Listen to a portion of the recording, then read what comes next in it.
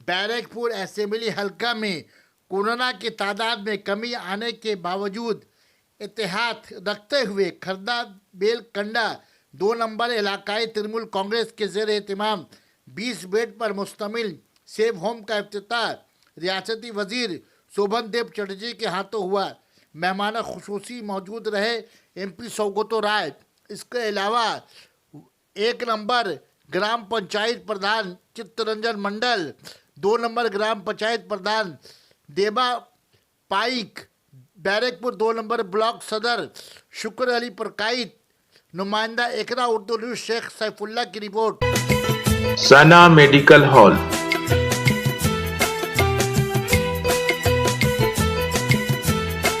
10% discount on every medicine.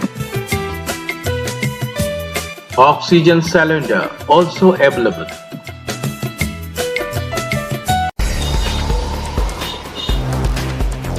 আবেদন রাখছি যে আপনার সশরীরের উপস্থিতির মধ্য দিয়ে আপনার মুখে মাস্ক আছে কিনা আপনি মাস্ক পরুন, স্যানিটাইজার ব্যবহার করুন, নিজস্ব থাকুন। সমস্ত পঞ্চায়েত সদস্যরা মাননীয় উপাধ্যায়কে বরণ করে নিচ্ছেন নীলকান্ডা 2 গ্রাম পঞ্চায়েতের প্রধান মাননীয় দীপা পাইক মহাশয়।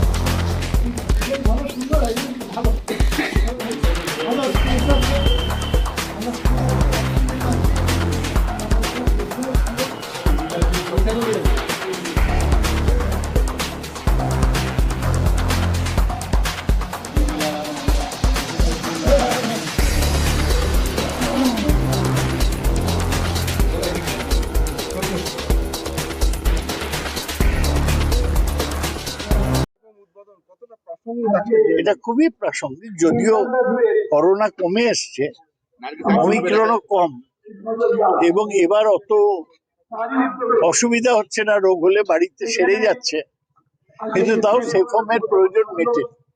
এইসব এলাকায় যেমন লেনিনগড় বা বিলকান্দা 2-তে অনেক গরিব লোক থাকে, তাদের বাড়িতে একজনের করোনা হলে সবার হয়ে যাচ্ছে।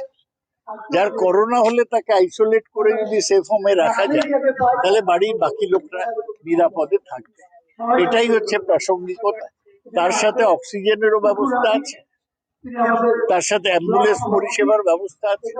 সব মিলে লেনিনগড় এলাকায় গণস্বাস্থ্য পরিষেবার একটা বড় উদ্যোগ। আমি ওকে ধন্যবাদ জানাচ্ছি, সজলকে, যে এই উদ্যোগ নিয়েছে। জেলা শাসকদের সঙ্গে একটি ভার্চুয়ালি বৈঠক ছিল, সেখানে রাজ্যের কোনো জেলা শাসক উপস্থিত ছিলেন না। বিরোধীরা এই নিয়ে তীব্র কটাক্ষ করছেন, কি বলবেন? কেন প্রধানমন্ত্রী প্রত্যক্ষভাবে জেলা শাসকদের সাথে বৈঠক করবেন?